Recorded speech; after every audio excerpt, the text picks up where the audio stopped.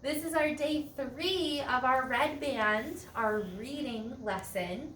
So we have our pickled peppers here again. We're going to keep reading our pickled peppers. There's lots of fun poems inside of our pickled peppers to take a look at. So our title of our book, Pickled Peppers, we know this is the front cover. If you flip it over, that's the back cover of the book. Very good. Remember, even though this is a recorded video and I'm not live with you, you can still answer me, okay? When I ask questions, you can still talk and answer. So let's flip open to the table of contents. And our table of contents, remember, helps organize the book and tell us what page these poems are on. We have already read 4 different poems. I went ahead and I divided our vocabulary page up a little bit. And I missed a line though right here, so I'm going to draw a line here. And I divided it by the different rhymes that we've read already.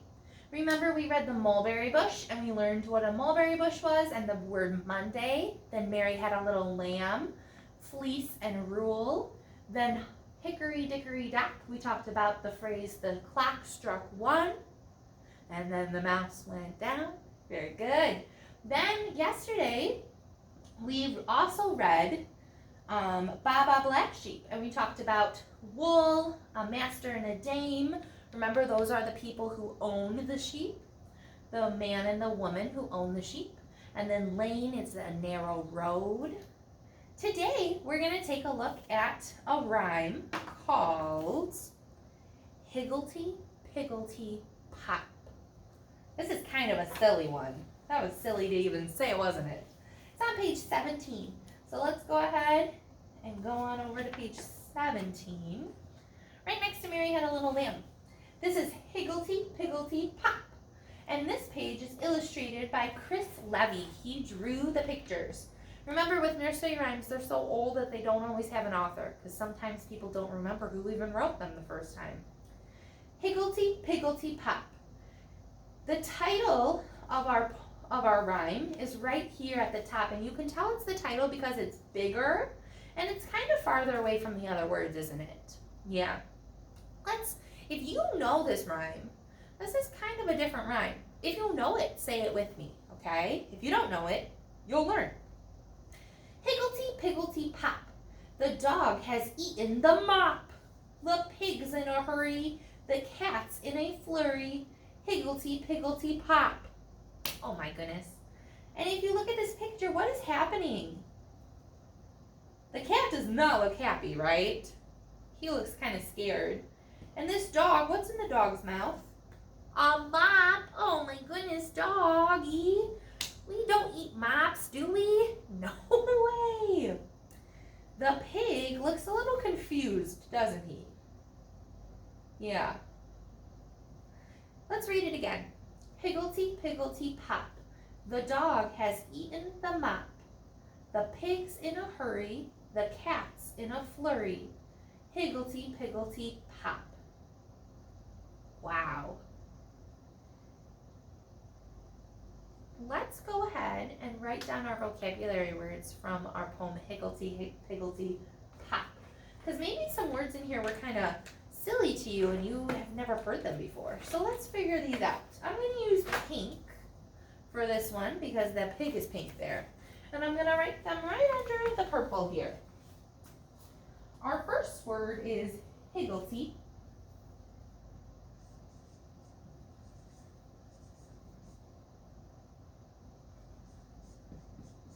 Our next word is pigglety. Our third word, we have 4 words. 1, 2. Our third word is pop. P-O-P. Pop. And our last word is flurry.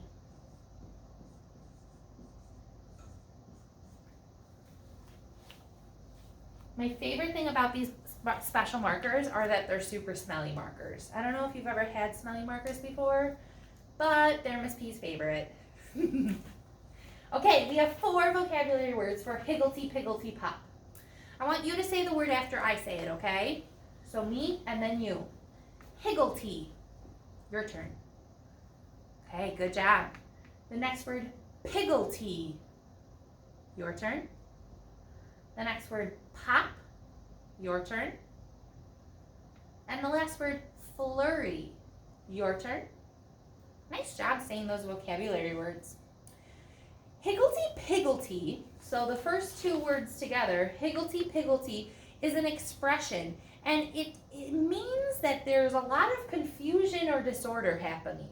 So when the poem says higglety-pigglety-pop, that means that something crazy is happening. There's a lot of confusion here, okay? The next word, pop, is a loud sound. So higglety-pigglety-pop, that's a loud noise. Our last word, flurry, is a quick, noisy movement.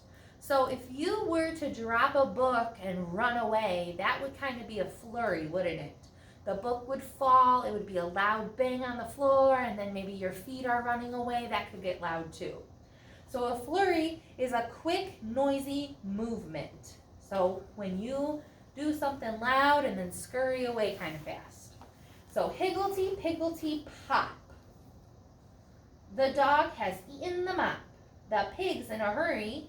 The cat's in a flurry. Higglety-pigglety-pop.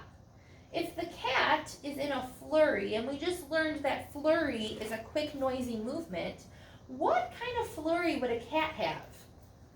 Does anybody have a cat? I don't have a cat at my house, but I do know some things about cats. And I know that cats, when they are disturbed, what do sometimes? They might meow.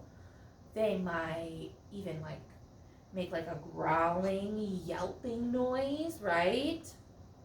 I have seen a cat get scared from something and kind of jump up like this cat is doing. It looks like he's about to jump off of there. So I can definitely understand how a cat could be in a flurry. A big meow, a loud noise might scare the cat, and the cat might make a loud meow sound. So that is higglety-pigglety-pop. I kind of like that one. It's silly, isn't it? It's a little bit confusing sometimes, but you know, higglety-pigglety-pop is just kind of a goofy poem. I like it.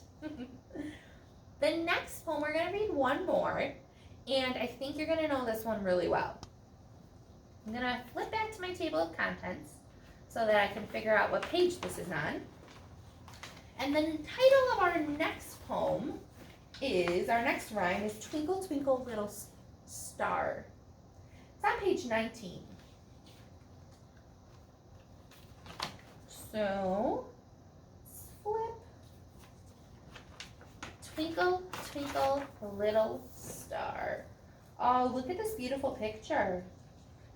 This picture is illustrated by Ishan Sangani. Look at how pretty that is. It looks like maybe a mother and a daughter, or that could even be like a grandmother and a daughter. So it looks like two people sitting together on a beach, and they're looking out at the sea, and there's a bunch of stars outside. Isn't that pretty? Have you ever stared at the stars before? Have you ever gone outside when it was dark and the stars are all outside? It can be really beautiful, can't it? Yeah. I like looking at the stars sometimes. Okay, twinkle, twinkle, little star. If you know this one, please say it with me. Twinkle, twinkle, little star, how I wonder what you are. Up above the world so high, like a diamond in the sky. Twinkle, twinkle, little star, how I wonder what you are. That's a good one, isn't it? Do you want to say it one more time? Twinkle, twinkle, little star, how I wonder what you are. Up above the world so high, like a diamond in the sky. Twinkle, twinkle, little star, how I wonder what you are. Nice job. We have two vocabulary words for twinkle, twinkle, little star. Let's use blue since we have a nice blue page on this one. Our two words are twinkle and world. So the first word, let's use this spot right here, is twinkle.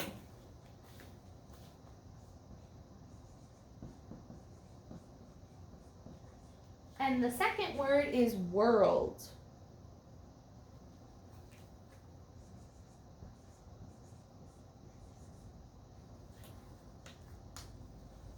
Do you know what twinkle might mean? Twinkle. When something twinkles, it sparkles with a light. So if you have something shiny and you shine a light on it, it could twinkle, it could sparkle with light in it. Have you ever seen something twinkle before? Sometimes the stars outside in the sky twinkle, right? When they're shining just right and it's dark enough to see them, definitely. I want you to think of something else that might twinkle. Maybe like a diamond or a shiny piece of jewelry you might have. Glitter might sparkle when you put it in light. All those things, right? The word world is another way of saying earth. Earth is the planet we live on. And so the world is Earth. That's the planet that we live on. When something is up above the world so high, it is far above the ground, much too high to be reached. So all the stars that are up above the world so high, we can't reach the stars, can we? No way, they are too far high in the sky. They are too far away. So that's what the world is. That's the earth that we live on. Well, my friends, thank you for joining me today. We read 2 awesome poems, and I'll be back tomorrow for some more, okay? Thank you.